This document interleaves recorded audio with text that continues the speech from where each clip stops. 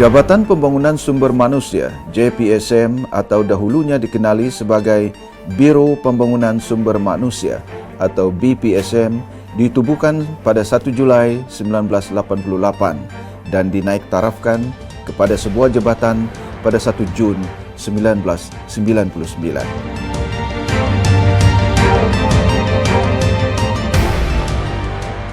Dalam usaha Kerajaan Negeri Sabah memperkasakan pembangunan modal insan, rakyat jelata khususnya para belia tempatan melalui pelatihan pelbagai program latihan sektor kemahiran, maka JPSM telah melakukan pelbagai transformasi yang berterusan bermula daripada pengukuhan dan penstrukturan organisasi, perancangan dan pembangunan personel, pembangunan modul pengajaran dan pembelajaran bagi semua latihan kemahiran di JPSM. Usaha JPSM yang berterusan dan konsisten kepada asas-asas perancangan yang objektif, maka pada 1 Oktober 2005, ILTP JPSM telah mendapat pentaulehan dari Jabatan Pembangunan Kemahiran Malaysia untuk melaksanakan beberapa program latihan yang layak diberi taraf persijilan Sijil Kemahiran Malaysia.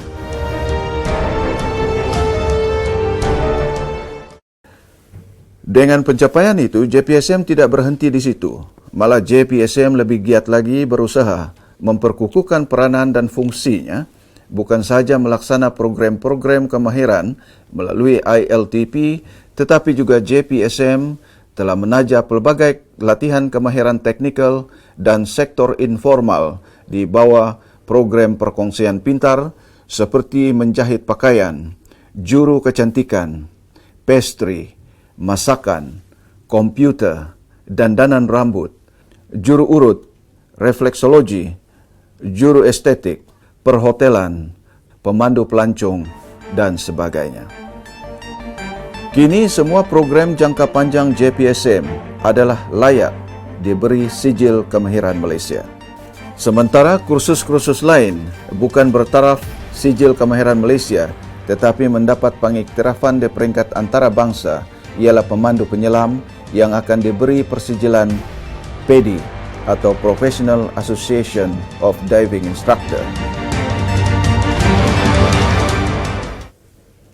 Usaha JPSM yang konsisten dan terus memandang ke hadapan, maka pada tahun 2015, sekali lagi JPSM meraihkan satu lagi kejayaan, iaitu ILTP JPSM berjaya mendapat pentaulehan untuk menggunakan NOS format baru bagi program latihan Diploma Pentadbiran Sistem Maklumat, Pemasangan dan Penyelenggaraan Elektrik bagi fasa 1 dan fasa 3, Pengurusan Pejabat SKM2, Penyaliaan Pengurusan Pejabat SKM3, Setia Usaha Korporat Eksekutif SKM3, Dandanan Rambut SKM2 dan SKM3, dan Penyelenggaraan dan Membaik Pulih Jentera Pertanian SKM3.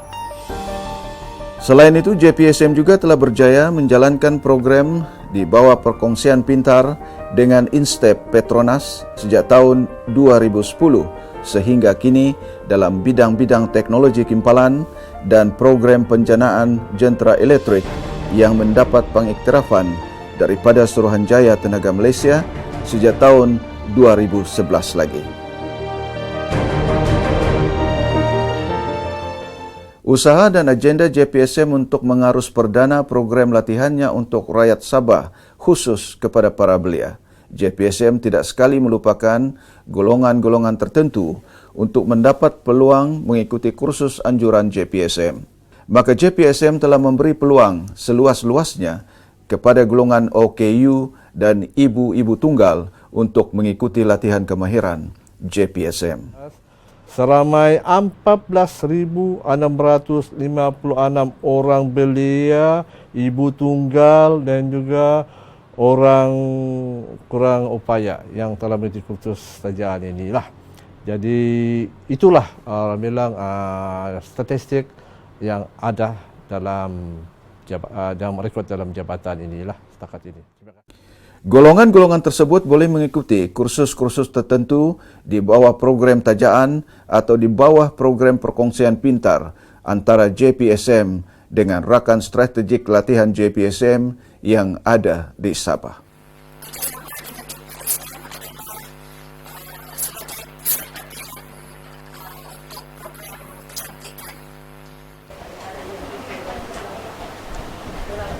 Dia kata saya meminati dalam kursus menjahit dan sekarang ni pun mengikuti kursus menjahit. Sekarang saya mengikuti kursus JPSM refleksologi tahap 3 selama 12 bulan. Mencapai keputusan perpisahan yang baik dan terampil. Dari 1 Julai 1988 sehingga Disember 2015, JPSM telah berjaya mengeluarkan lebih 21,000 graduan pelbagai bidang termasuk 6,384 orang graduan belia dari Institut Latihan Teknik dan Perdagangan di ILTP JPSM Papar. Isu dan persoalan ialah sejauh mana kebolehan pasaran graduan JPSM. JPSM menyadari tentang isu ini yang sering menjadi bualan awam maupun ahli-ahli politik, sama ada dalam bentuk formal atau informal. Menurut kajian yang dijalankan oleh JPSM dalam sektor tertentu di Sabah dan Semenanjung Malaysia, hasil kajian mendapati indeks kepuasan majikan terhadap graduan JPSM di sektor perhotelan bertaraf 5 hingga 6 bintang di Semenanjung 79% dan Sabah 85,42%. Sektor kerajaan di Semenanjung dengan julat antara 75,45% hingga 89,77%, Sabah 75,45% hingga 94,32%, syarikat milik kerajaan 82,5% dan sektor swasta di Semenanjung 72,73% dan Sabah 86,51%. Ini memberi gambaran tahap penerimaan dan tahap kepuasan majikan terhadap kualiti graduan JPSM adalah memuaskan.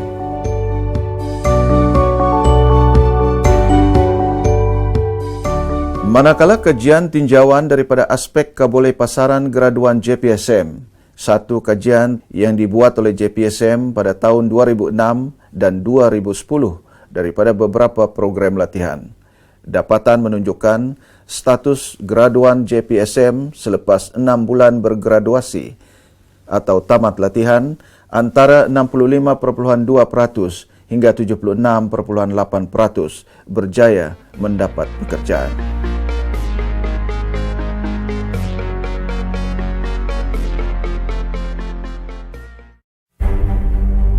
Atas perancangan pembangunan dan pelaksanaan strategi latihan kemahiran JPSM yang menepati piawaian kebangsaan, maka bermula dari 19 Ogos 2005 sehingga 18 Ogos 2017, JPSM telah diberi persijilan MSISO 9001/2008 dalam skop penyediaan perkhidmatan latihan kemahiran pekerjaan bagi negeri Sabah atau Provision of Occupational Skill Training Services for the State of Sabah oleh Lloyds Register Quality Assurance Limited, satu badan penilai antarabangsa yang berpengkalan di London. Hari ini genaplah 28 tahun kelahiran JPSM. Pencapaian hari ini bukanlah satu titik penamat, tetapi satu langkah baru ke arah yang lebih cemerlang lagi. Agenda JPSM untuk kepentingan generasi anak watan negeri ini pada masa depan lebih besar agar mereka di bumi bertua ini dapat melangkah segagah dan sekuat bangsa lain. Untuk itu, agenda besar JPSM dalam jangka masa terdekat ini adalah untuk membina kampus Hospitality JPSM Cawangan Kundasang. Terbinanya kampus ini, maka semakin banyaklah belia-belia diambil untuk mengikuti kursus-kursus anjuran JPSM berbanding dengan keupayaan sekarang, iaitu dalam tempoh 5 tahun sebanyak 5,344 pemohon layak mengikuti kursus, tetapi hanya 41% sahaja diberi tempat berkursus JPSM ILTP di Papar. Saya berharap hasrat GPSM untuk memiliki kampus di Kundasang, ranau tersebut dapat direalisasikan. Oleh itu, wahai anak-anak bangsa kami, rebutlah peluang yang diberi selagi masih ada, kerana bijak pandai pernah berkata, langit itu tidak selalu siang, malam pasti tiba jua. Maka sediakan payung sebelum hujan.